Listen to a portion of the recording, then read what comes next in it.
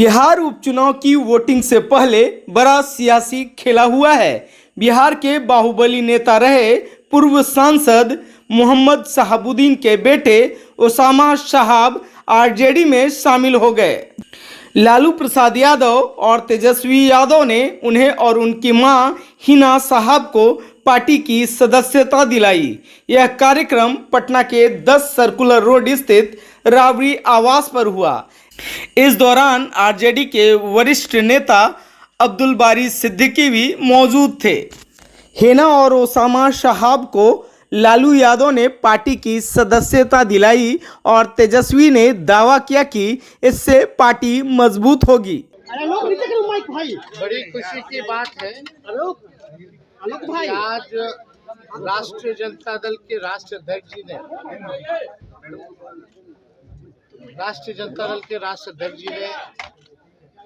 हम लोगों की कद्दावर नेता रही हिना साहब, जो कि स्वर्गीय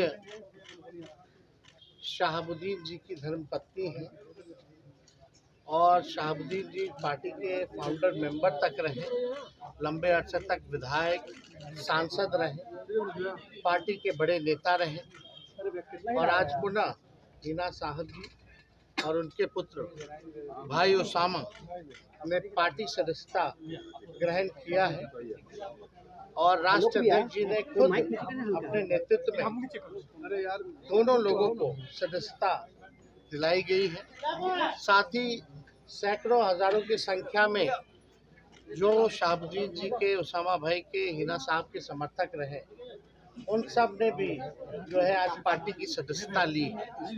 बड़ी खुशी की बात और मेरा विश्वास है कि इससे सिवान के साथ साथ पूरे बिहार में जो है पार्टी को मजबूती मिलेगी। 2025 में बिहार विधानसभा चुनाव होने वाले हैं और अभी से ही राजनीतिक सरगर्मियां तेज है। बिहार में मुस्लिम वोट बैंक काफ़ी अहम है और सभी पार्टियां इसे साधने में लगी है। ऐसी अटकलें थीं कि कुछ मुस्लिम वोटर आरजेडी से छिटक सकते हैं, इसलिए आरजेडी ने हिना साहब और उनके बेटे ओसामा को पार्टी में शामिल करके यह संदेश देने की कोशिश की है कि वह मुस्लिम समुदाय को साथ रखना चाहती है।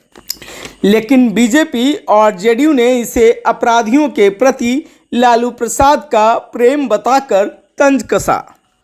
तेजस्वी यादव ने आज साबित किया ओसामा को अपनी पार्टी ज्वाइन कराकर वह भी अपने पिता के नक्शे कदम पर चल रहे हैं, बिल्कुल उससे अलग नहीं है। और यह भी साबित हो गया कि राजद का काम बिना अपराधियों, बिना बाहुबली के नहीं हो सकता। राजद अपने, तेजस्वी यादव अपने पुराने ढर्रे पर लौट चुके हैं। अब बिहार की जनता को सोचना है कि फिर से वही शहाबुद्दीन वाला, दहशत वाला राजनीति चाहिए बिहार में, या भाजपा एनडीए का सुशासन चाहिए बिहार में। पिता ने जिस रास्ते सत्ता अपनाया था, पुत्र भी उसी रास्ते सत्ता अपनाना चाह रहा है, लेकिन जीवन और राजनीति में बहुत अंतर होता है। तेजस्वी यादव चाहे कोई भी समीकरण बना ले, कोई काम आने वाला नहीं है। अकेले सबके ऊपर भारी हैं माननीय मुख्यमंत्री नीतीश कुमार जी। आगामी विधानसभा चुनाव 2025 में सबके ऊपर भारी होंगे नीतीश कुमार और पुनः मुख्यमंत्री के पद पर आसीन होंगे नीतीश कुमार। लेकिन एक बात यह तय है कि इस पुराने समीकरण को पुनः साधते हुए सत्ता पर काबिज होना चाहते हैं तेजस्वी यादव। उस पुराने दिनों को देखकर बिहार के और देश के लोगों को रूह कांप जाती है। पुनः बिहार के लोग उस दलदल और उस जमाने में लौटना नहीं चाहते हैं। नीतीश कुमार का राज ही सर्वोत्तम राज्य है। माना जा रहा है कि तेजस्वी यादव अपने परंपरागत मुस्लिम यादव वोट बैंक को एकजुट रखना चाहते हैं। ओसामा साहब के आरजेडी में शामिल होने से पार्टी को मुस्लिम वोटरों में मजबूती मिलने की उम्मीद है। देखना होगा कि आने वाले समय में यह कदम आरजेडी को कितना फायदा पहुंचाता है। दरअसल लंबे समय से राष्ट्रीय जनता दल से नाराज चल रहा सिवान के पूर्व सांसद दिवंगत मोहम्मद शहाबुद्दीन का परिवार आखिरकार लालू यादव की शरण में पहुंच गया। शहाबुद्दीन की पत्नी हिना साहब और उनके बेटे ओसामा पूरे लाओ लश्कर के साथ 10 सर्कुलर रोड राबरी आवास पहुंचे और फिर लालू और तेजस्वी यादव आरजेडी की सदस्यता दिलाई। पार्टी के राष्ट्रीय अध्यक्ष लालू यादव और उनके सियासी वारिस तेजस्वी यादव ने दोनों मां बेटा को पार्टी का पट्टा पहनाकर उन्हें राजद की सदस्यता दिलाई। और जो हम लोगों की विचारधारा है धर्मनिरपेक्षता, सामाजिक न्याय, उस विचारधारा को मानते हुए हम सब लोग जो है इस विचारधारा को जन जन तक पहुंचाने का काम करेंगे। जिस हिसाब से फिरकाप्रस्त शक्तियां नीतीश जी के राज में आरएसएस बीजेपी को फलने फूलने दिया गया, जहां केवल अभी नफरत की बात की जा रही हो, उस दौर में बेहद ज़रूरी है कि हम सब लोग एकजुट होकर के सांप्रदायिक शक्तियों का सामना करें। और जो उनका मंसूबा है कि भाई को भाई से लड़ाओ, नफरत फैलाओ, बांटने का काम ये लोग जो कर रहे हैं, इसके खिलाफ हम लोग मजबूती के साथ हम सब लोग एकजुट हों और बिहार में अमन चैन शांति का वातावरण रहे, साथ ही बिहार की तरक्की हो, बिहार के लोगों की तरक्की हो, इस दिशा में हम सब लोग काम करें। जो असल मुद्दा है बेरोजगारी का है, गरीबी का है, महंगाई का है, पलायन का है, बिहार के विकास का है। लेकिन बीजेपी और मौजूदा एनडीए सरकार विकास की बात ना करके विनाश की बात करना चाहती है और उसी दिशा में वो लोग काम कर रहे हैं। बिहार की न्याय प्रिय जनता, ये बुद्ध की धरती रही, हमेशा से अमन चैन शांति का माहौल बना रहे, यही बिहार की जनता चाहती है। तो आज हम सब लोग एकजुट हुए हैं और सब लोग मिलकर के पार्टी को मजबूत करने का काम करेंगे और सांप्रदायिक शक्तियों को भगाने का काम। सवाल ये है कि आरजेडी को हेना साहब की ज़रूरत क्यों पड़ी।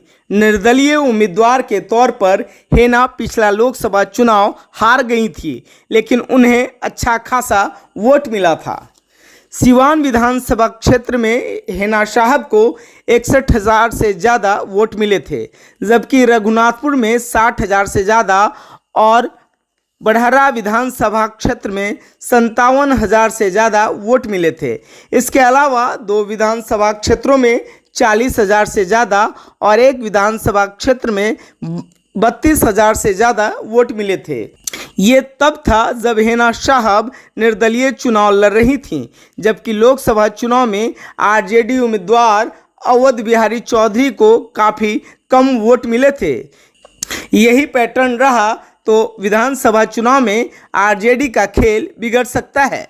इसके अलावा मामला मुस्लिम वोटरों को साधने का भी है। उत्तर बिहार के मुस्लिम वोटरों पर शहाबुद्दीन का खासा प्रभाव रहा है। बिहार में मुस्लिम आबादी 17.7% है, जो किसी भी पार्टी का खेल बनाने और बिगाड़ने की ताकत रखती है।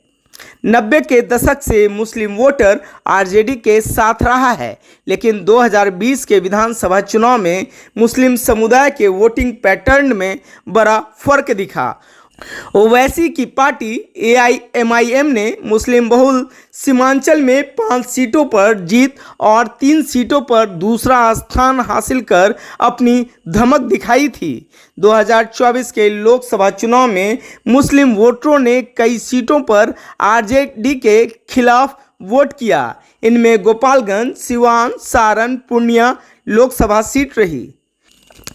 2025 के चुनाव में प्रशांत किशोर से लेकर ओवैसी तक मुस्लिम वोटों को साधने की कवायद में है। इसकी वजह से लालू यादव एक्टिव हुए और हेना साहब को पार्टी में शामिल कराया। बिहार विधानसभा की 243 सीटों में से 47 सीट ऐसी है जहां मुस्लिम वोटर निर्णायक स्थिति में है। इनमें मुस्लिम आबादी 20 से 40% या इससे भी अधिक है। बिहार की 11 सीटें ऐसी हैं जहां 40% से ज़्यादा मुस्लिम मतदाता हैं और 7 सीटों पर 30 से 40% मुस्लिम वोटर हैं। इसके अलावा 29 विधानसभा सीटों पर 20 से 30% के बीच मुस्लिम मतदाता हैं। 2020 के विधानसभा चुनाव में 19 मुस्लिम विधायक चुनकर आए। ऐसे में लालू प्रसाद अपनी किलेबंदी मजबूत करने में जुटे हैं। हालांकि ये कितना कामयाब होता है इसके लिए इंतजार करना होगा।